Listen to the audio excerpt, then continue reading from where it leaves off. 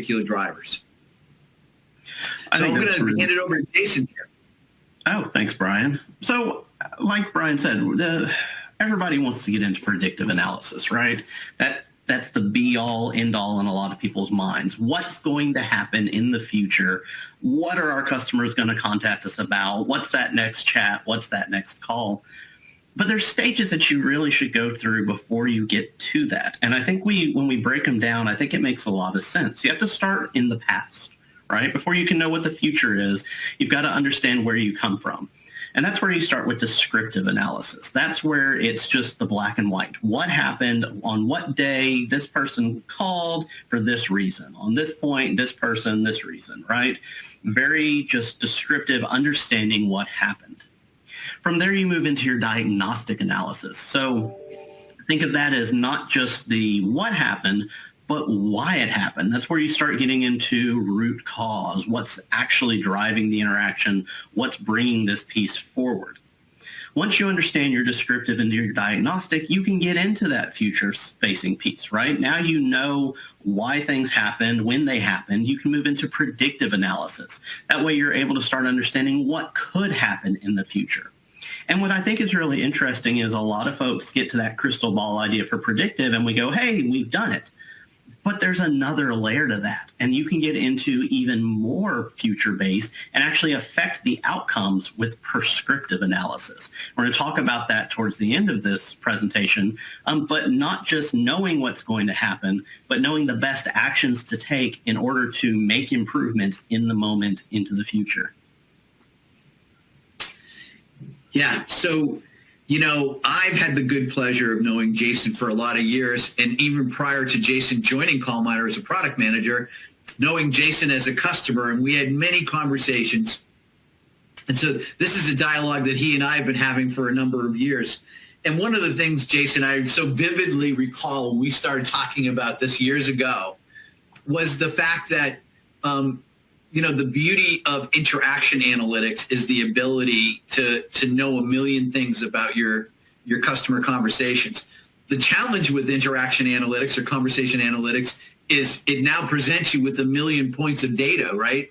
And so listening and understanding in totality all of the contact drivers and trying to figure out everything at once can be an overwhelming process. So one of the things we're going to talk about today, again, this is not just about technology, right? Technology is great, but technology with the best practices to take a realistic, logical, and pragmatic approach to understanding your contact drivers and then actionizing those insights, again, in a logical, pragmatic, and progressive fashion. Let's talk a little bit, for those who may not be as familiar with interaction analytics or conversation analytics, that's really kind of the new buzzword. Jason, if you can take us through just a quick overview. Yeah, absolutely. Let's talk about how it works. So it really starts with every type of interaction, right? Be it a voice, a chat, a survey, text messages, social media, email, whatever those interactions that happen.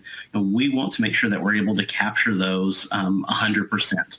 That allows for voice for us to move them into a transcript that we can then use for analytics, for your chats and your other written terms of communication, doing the analytics off of those. And not just the words, but also the other pieces of it, the emojis that you see, right? The neat little smiley faces that you see within the different messaging, the acoustics behind it, how someone says something. Was there silence? Was there a pause? Was there overtalk? Things like that. As well, we marry in the concept of metadata. Metadata is just information that we know about the interaction. Who called, what was the interaction ID, what was the date, time, all of those great things. When you put all of that together, what you're getting in a real-time and post-call environment is the ability to get analytics and output from this. You're able to understand on all of these interactions in an omni-channel environment, what was said, who said it, how it was said, when it was said, and that gives you that overarching ability to understand what's going on within your environment, within your customer base. Yep. So we're going to take it through just a quick example here So this is an example. This is actually from a transcript from a call, which we've anonymized, obviously, for obvious reasons, between a customer and a financial institution. Now, when Jason was talking about, that ability to understand what was said, who said it, why it was said, over what channels it was said, it's really staggering out of a single interaction to realize the extraordinary depth of understanding that can be derived, measured, categorized, and indexed out of a single interaction. And then thinking about those things over the course of multiple interactions, right? If you're a contact center that might be handling 10,000 calls a day or 1 million calls a day, think about all of that vast amount of data and the ability to synthesize those insights down into actionable insights. So here's an instance where somebody was calling into the bank and they were checking about their balance and why they were getting a certain bill on their bill. All of a sudden, on their monthly statement, there was a new $5 charge on their bill. This customer, like many of us, looked and saw this thing and said, what the heck is this? And decided to call into their bank's customer service center to have a better understanding of it. And out of this simple transaction that took place here between the caller, the customer, and the customer service rep from this banking institution, it's staggering in the amount of insights that can be derived. So think about this. You could, out of this single event, understand why somebody called, the behaviors that were exhibited by both the agent and the customer, the products and services that were referenced. Did they talk about a competitor during there? Did the agent follow procedure, proper, property disclosure, right party identification, all of those things? What was the outcome of that call? And then from an attribute standpoint, what was that metadata? What were the acoustical elements? And finally, this is a prime opportunity. Many customers are using interaction, conversation analytics to really get a better level of understanding of the true disposition of a call, right? We know when somebody has a disposition code and it's a pull-down menu, most reps are going to go to one of the first ones that they see, or the famous, Jason and I were joking about this yesterday, other category. And oftentimes they're identifying a singular event that took place. But in reality, in this particular call, the customer got this new $5 monthly fee, indicated in the course of that call that, by the way, your competitor is not offering that fee. And so this agent chalks it up as being a balance inquiry, when in reality, the call was about the customer's dissatisfaction about this charge, the mention of a competitor that offers a better deal for them, and of course, the high potential for churn risk. So this is out of a singular conversation. Imagine being able to multiply all of the insights derived through all of your interactions through conversation analytics capabilities. Now, before we hop into that, though, that feels like so much, right? There's so much that you could do. There's so many insights that you can glean, and it's absolutely true. But you want to be careful. We always use the term, you don't want to boil the ocean, right? We can do a million things, but we can also do a million things. So for us, from a product solution standpoint, we've actually thought about contact reasons and started bringing them down to a more basic level. So I can admit that I was guilty back when I was a customer. We built our contact drivers and we had over 350 out of the gate trying to start with. And it took us forever to build them. And we realized that we had so many things. We had a failure to start. We couldn't get going. We couldn't know what was going on, and it was too detailed. So we kept clumping them together and trying to make them into this more generic, better, higher level thought. So I guess my lesson there is really you got to start simple. So when you think about it, our ones that we've recommend here is these simple, basic contact drivers, right? Things that can be done universally, no matter where you're talking about. So if I took this list of 12 to 14 in here, I can apply these to different scenarios, right? So if I'm in a support environment, I can look at things like I need to return and replace. Maybe it's a piece of equipment. Maybe I didn't receive my item that was supposed to be shipped. It didn't come in. The replacement part didn't come to me. I need to modify a schedule for someone coming out to my house, right? I need information on how to use something. These kind of concepts are very universal. They can translate even into some of your sales pieces, right? I need to schedule from support could be I need to schedule a technician. Sales could be I need to schedule my delivery for my new product that I'm buying. I need to cancel my order. I want to pay for my order. Again, using those same types of basic conversational elements, we're able to get value from different departments and different types of calls. For collections, right? I want to pay. I can't pay. I need to fix my online account so that I can pay for things. I need to cancel my promise to pay that was coming in. It's the blank that happens after these is where you can start getting your details out of it. But if you start with a better, higher level list like this, it opens you up for that level of expansion. And it gives you that starting point, right? You don't want to just get paralysis by analysis to the point that you can't take off. You want to start with something that you can use to get that descriptive analytics that we talked about in order to start taking the next steps into providing change in your business. Yeah. And, you know, we're talking about things as the ability to analyze interactions. But, you know, in today's modern world, there's a strong likelihood that we're engaging customers over multiple channels, right? And, you know, one thing that we talk about all the time is the distinction between multi-channel and omni-channel. Multi-channel being you have multiple ways of communicating with a customer, but they may not all be through a unified platform. And then omni-channel being the opportunity through a singular view to understand your customer engagements over all of your channels.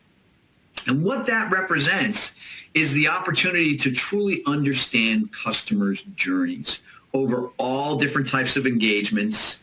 And one thing that we're recognizing that there are moments of truth in each and every one of those interactions. So the opportunity to, again, understand comprehensively what's taking place per call, and statistically, over all those types of communications, which ones are being most effective at satisfying customers' contact objectives. We talk about contact drivers and contact objectives.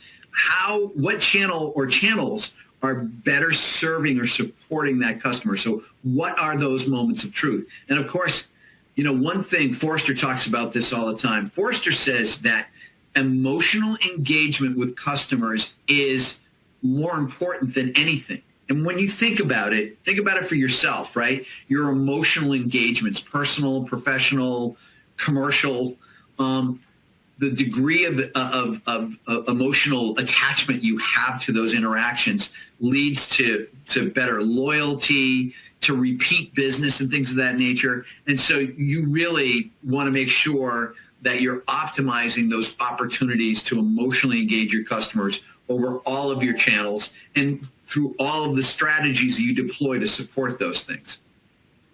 And so the ability to map both the journey and the moments of truth within each one and to be able to see it as a holistic view is really a game changer for your organization, especially as it relates to our, again, contact drivers. Why are people calling you, and what is the root cause behind those? And then what channel or channels are best supporting that journey and that customer's call objective? Really good point. So I'm going to key in on what you're talking about with root cause, because when you talk about root cause, that's where you're getting into your diagnostic analysis, right? That's the... Jason, it's almost like we rehearsed this. I know. It's amazing how it just flows from one thing to the other. You wouldn't think like we ever talk to each other. So diagnostic analysis is that root cause behavior, right? It's the not what happened, but why it happened. I oftentimes think of the root cause as the real driver behind what's going on, not just the customer perception of it.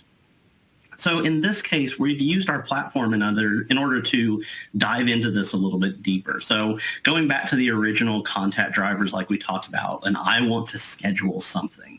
In this case, this is a scenario where we can see that there was a scheduling piece, and there's a lot of things that started coming up. When we dove in with I want to schedule into our Topic Miner AI interface, it starts pulling up very specific scenarios, talking about American Express, talking about tickets, talking about San Francisco and New Orleans, things that start bubbling up to the surface as, well, what did I want to schedule? Why am I calling in about this schedule?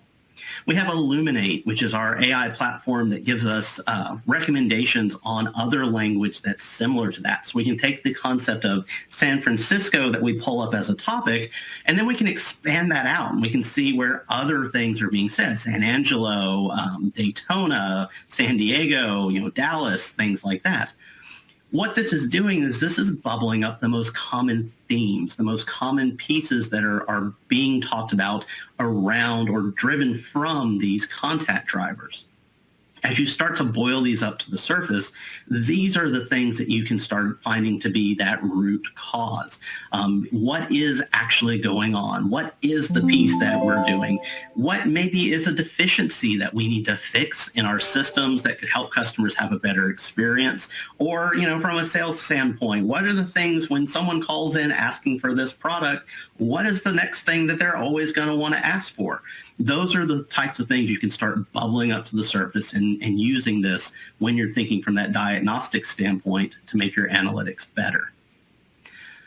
Now, Brian mentioned emotion a minute ago, and I think that's such an important key piece, and we both love this slide so much. This slide makes my day every time I see it. But the important piece to remember is every time someone opens their mouth, there is emotion behind what's being said. Right? It could be happy, it could be excitement, it could be disappointment or fear or anger. So understanding those emotions that are happening with your contact drivers, with your root cause, gives you even more insight. That's where I believe you start getting into that predictive, how does this person really feel about what's happening right now? Yeah, and emotion as again, combining the emotional elements of those interactions with these contract drivers really does lend itself to the predictive elements that Jason talked about before in terms of that ability to say, all right, if this event or these activities took place in combination, there's a likelihood of perhaps churn, or if you satisfied it, to anticipate perhaps additional opportunities, or the ability perhaps to customize a survey based on the outcomes of that call to really hone in on. So instead of a general survey asking 10 questions that have nothing to do with that person's interaction, imagine the ability to initiate a survey that's very specific to their experience, right? And that opportunity, by the way, to push out a survey that said, hey, we're sorry, help us get better, is in itself an opportunity to gain a better emotional engagement, right? Because I hate it when I get a survey that's just these generic questions that had nothing to do with what I really experienced in that interaction or interactions. I think what's equally important is how we detect emotion today. So Jason talked about, the emotional detectors, which we can do through a combination of acoustics, context, words, not just word spotting, but really the framework of when that took place within the context of that call. So it's context, it's timing, what events took place prior to and after that. And it's also the ability to measure things, as Jason mentioned earlier on, like emojis. Now, for the younger members of our audience today, I just need to establish something for you here, and that is you didn't invent emojis, okay? You might think that emojis have really become prevalent in Unicodes over the last 10 to 20 years, and certainly in terms of modern context, that's entirely true. But I submit to you, our forebears, our ancestors of many years ago in caves, were doing emojis there too, and they were depicting events or experiences that they had. And so I just want to set the tone here that, everything is new. Everything that's old is new again. So emojis are one of those everything is old is new again types of things. But I will tell you, in terms of how we leverage emojis as part of the overall emotional or sentiment analysis, is that emojis to us are the acoustics of text communications. So think about that for a minute, right? Every time I send a text, I sent a text to my wife the other day that as I was typing it up and I hit send, I realized the tone that might have been implied might not have been ideal, and my dear beloved wife might have reacted negatively to it. So I quickly sent her a bunch of emojis to let her know that, I was really just kidding and I love her and everything she does is great and all those things, right? So that's how I course corrected myself. So I really am trying to convey emotion and sentiment through emojis. And so that's really something that's very recent, is the ability to actually leverage emoji analysis as part of text analysis. So it's very, very cool. And it's, again, one of those things when we talk about the journey, right? It could have been a voice call, then a chat, then an email. And think about how frequently we use emojis. I know I'm an old guy and I use emojis every day. I think that's a really important point, Brian. I'm going to go back 1 second to where we were at. Emojis are interesting from our standpoint as we're doing analysis on them as we're building content, because there is some generational differences between how emojis are used. There's regional differences on how emojis are used. It's just like any other type of contact, any type of word that's in an interaction. For different people, it might have slightly different meanings, but there's starting to become these overarching themes of, hey, a smiley face always means, someone's relatively happy. An upside down smiley tends to be sarcasm, right? An angry face is anger. Those things are starting to bubble up as more and more people are using them universally. And I think we're just going to continue to see that as we talk about it and as we think about it as that, next level of the text acoustics. So I think you made a really good point a minute ago as well about the journey analysis. And when you think about contact drivers, it's important to remember that your contact drivers might change depending on how the journey is going along. You could start with, a phone call, or say we started with a chat interaction. The next one could be another chat interaction that led into a phone call, to another phone call, to another phone call, to ultimately a survey being filled out and a social media post being put out there for, how frustrated I was or how happy I was with the overall experience. I think it's important to be able, like Brian said earlier, to track all of those interactions. But when you get into the really detailed piece of contact drivers, it's important to look at each of those steps and understand what was the driver that happened and look at it as a whole. A lot of times we get really laser focused in on, well, this one thing is the overall contact driver. But at what stage of the journey was it happening? Was it at the first interaction? Was it at the fifth interaction, right? Once you start understanding where the drivers change and think about that root cause all the way back through the customer journey, then you're getting into some really powerful types of analytics, because now I'm able to go, well, if we fix the root cause at chat 1, maybe we don't ever get to the other pieces, and those don't become as important to us. So you've really got to think about the journey overall, how everything flows together, and don't segment yourself into just that, hey, here's what's happening. What's happening at what stage of the journey, and how can you best apply your logic to these different stages. By the way, an old friend of ours just commented, so can we blame the Mesopotamians for the emoji? Is emoji the new cuneiform? I think that's a valid observation, my friend. Yep, very much so. Very much so. All right. So we talked about earlier about how contact drivers can vary by team, right? We talked about how you can have some more genericized contact drivers and you can use them for your different teams. But remember, even though you're using them for your different teams, you do still need to remember that they can be a little bit different. So I need to schedule for, a tech support group is going to be different than a sales group than somewhere else. And I think that's where you really have to start, not just looking at the information, but visualizing the information. You've got to be able to put it into easy to understand, easy to digest dashboarding. That gives that ability to break these things down. Okay, what's happening in this group? Is this the second call or is it the fifth call? Is this root cause, happened? What different pieces happened at what times? This is where you're starting to take that diagnostic piece and you're starting to turn it into that predictive analysis, right? Because what you're ultimately doing is you're trying to get to this concept. I used to always call it my easy insights. I need to know why someone is calling or contacting, chat, whatever they're doing there. What's the most common thing that's happening? Is it a case, in our example here, is it that the bill's too high? Okay, when the bill is too high, then what's going on? What's actually happening? Oh, well, now we see that, in April, that's always because our competitors running new promotions. I can start predicting that, right? That's what we talked about at the beginning. That's that crystal ball. I know every April I'm going to get calls where bill's too high because of our competitor running a new promotion. I can start now understanding when those events are going to happen.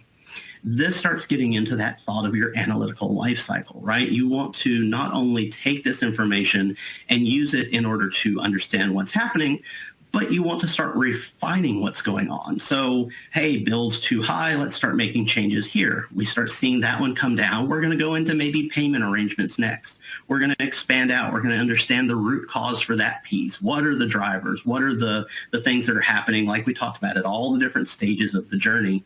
And we come back to it again.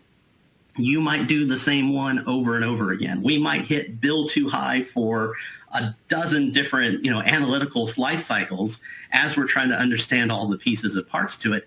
And that's okay. It's all the learning. It's all that great interaction that you're getting in order to be able to get to that predictive and one day prescriptive analysis. Yeah. And I think what's important here too is, so again, Jason's point here about easy insights and taking that, the low-hanging fruit, if you will, right? So don't try to tackle all of those things at once, but take the one that has that highest reference, that highest number of mentions, right, from a category hit standpoint. But what I think is also really interesting about doing this is then looking back historically on those same interactions to see what were your agent's perceptions from a disposition code standpoint in contrast to those very interactions where that bill too high mention took place.